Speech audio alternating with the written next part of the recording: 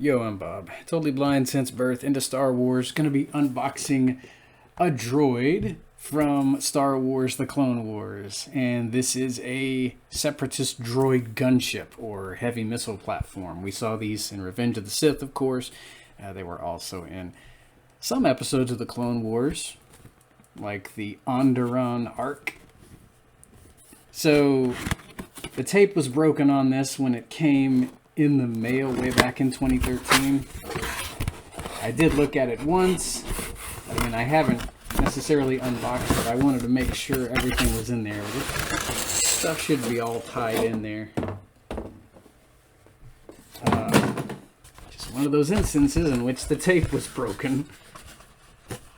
Got all your missiles and things.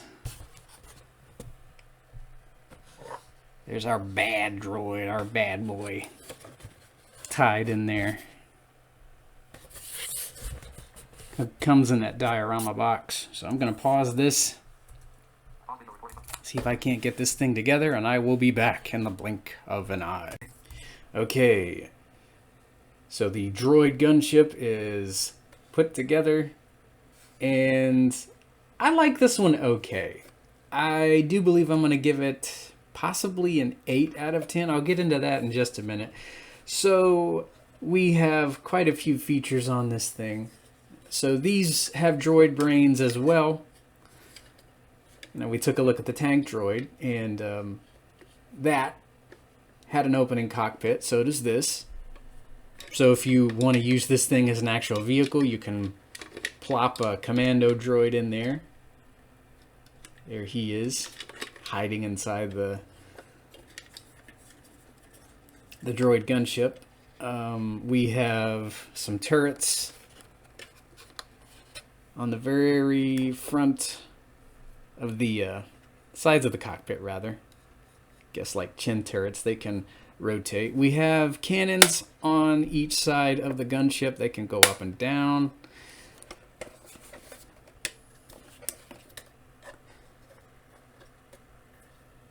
There we go. There's the other cannon. So it kind of goes up and down. So here it is from this angle. So it's quite a large saucer-shaped gunship. I like the design of it quite a bit, actually. I still think it's a pretty spectacular vehicle. So this thing is called a heavy missile platform. So if you look on the undersides, you can see all of these bombs and torpedoes and things. But only 4 of them are detachable, which is why I think I knocked off a couple points. Most of them are affixed to it. They're permanently affixed to it. You can't take them off or anything. So you get, 2 to attach on the left side, and you get 2 to attach on the right. None of the other bombs come off of there.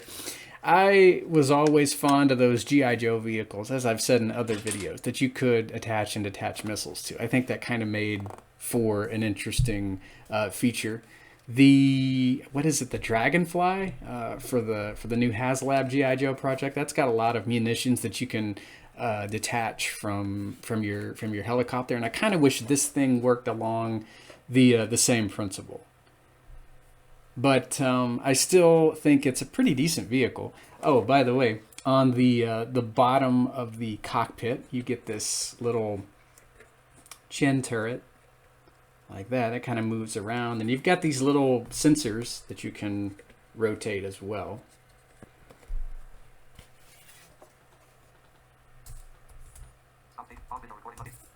So we do get some projectiles to go into these